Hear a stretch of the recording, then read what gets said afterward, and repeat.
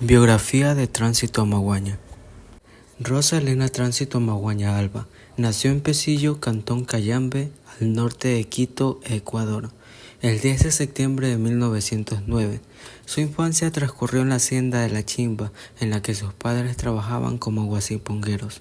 Se les llamaba guasipungueros porque a cada familia le asignaban una parcela, un guasipungo, en el que realizaban sus propios cultivos, garantizando así su estancia en la hacienda. Los padres de Tránsito Amaguaña aguantaron el maltrato continuo de los hacendados. Lamentablemente, la realidad que predominaba en ese entonces era la injusticia social hacia los indígenas, ya que eran considerados propiedad de los hacendados. Una realidad que empezó desde el siglo XVI, cuando los indígenas fueron despojados de sus tierras y éstas pasarían a manos de pequeños grupos dominantes. Pese a vivir en esa trágica realidad, la pequeña Tránsito estuvo 6 meses en la escuela, en donde aprendió las bases para leer y escribir. Pero aún siendo una niña de 7 años, tuvo que empezar a trabajar como servicio para la hacienda, realizando tareas domésticas de todo tipo y siendo testigos de los maltratos hacia sus padres. Su infancia fue atropellada, al igual que la de muchos niños y niñas, por las injusticias del Estado, los patrones y sus lacayos. A los 13 años se casó con un hombre 12 años mayor a ella, para evitar que los arrendadores y ayudantes la violaran, aunque con su marido solo conocería el maltrato. La lucha social de los campesinos y Montubios cobró importancia en el mandato de Eloy Alfaro. Sin embargo, pese a su muerte en 1912, sus ideales y proyecciones históricas continuarían en las luchas y reivindicaciones del pueblo ecuatoriano. Con la organización de la asamblea en secreto y con la creación de los primeros sindicatos, existiría una esperanza para los campesinos. A sus 15 años, Tránsito asistía a huelgas y asambleas, en donde conoció mucha gente, sobre todo en los trayectos hasta Quito, en donde caminaba junto a su madre Mercedes y los cabecillas de Pestillo. Ahí conoció a Dolores Cacuango.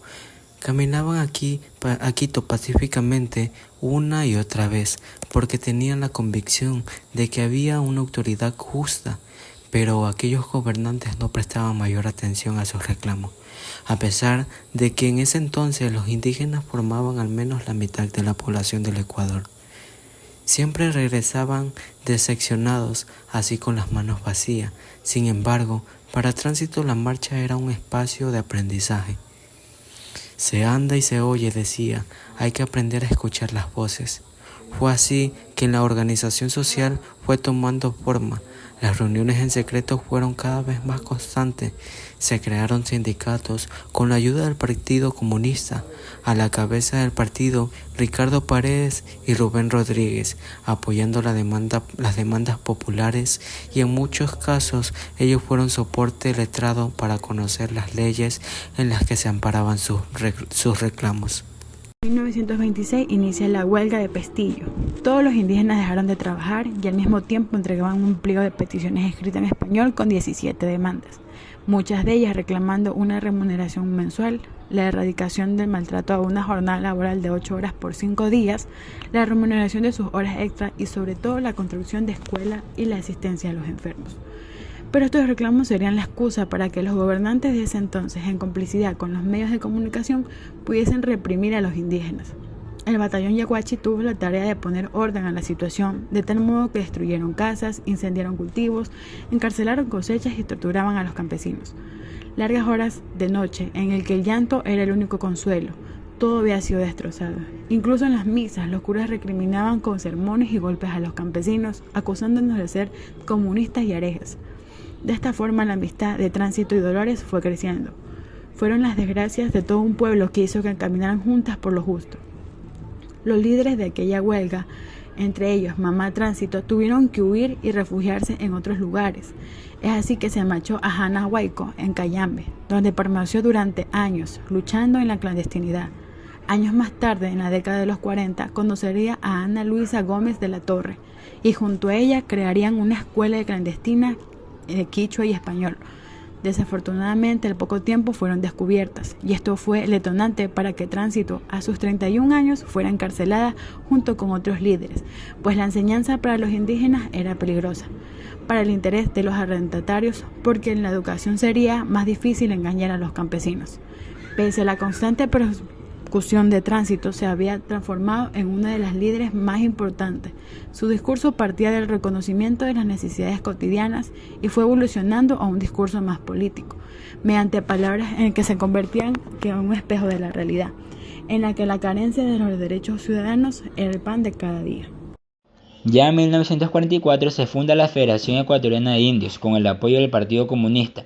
Posteriormente, Tránsito Amaguaña se afilió al partido y en 1962 viaja a Cuba y posteriormente a la Unión Soviética en representación del Partido Comunista Ecuatoriano, pero a su regreso fue acusado de tráfico de armas, por lo que permaneció 4 meses en la cárcel.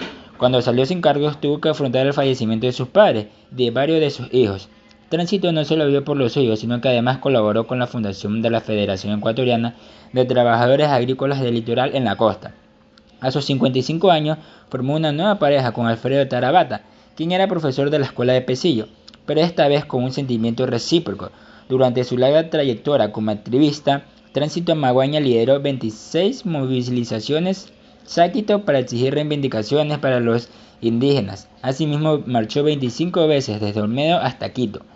Dedicó toda su vida a luchar por las reivindicaciones de los indígenas a través del movimiento indigenista que se desarrolló entre los años 1920 y 1970 en Ecuador, siendo precursora junto a Dolores Cacahuango en la lucha por los derechos humanos. Los últimos años, Tránsito vivió casi en el abandono por todos y toda. Ella manifestaba firmemente que muchos no se acuerdan de esta cabecilla, refiriéndose a ella: ni un solo plato de comida, decía en su humilde casa, fría para el invierno serrano a los vientos veraniegos. Yo me he envejecido en esta lucha y ahora al menos es de morir comunista quienes la conocieron. Afirma que fue altiva, alegre, honesta, franca, explosiva, rebelde y su voz resonaba siempre fuerte y seguro. 4 meses antes de cumplir sus 100 años, mientras dormía en su humilde casa de La Chimba, murió el 10 de mayo de 2009, en medio de la soledad y el olvido de su gente. Pero hasta el último día mantuvo su ideología con firmeza, sabiendo que aún queda mucho por luchar.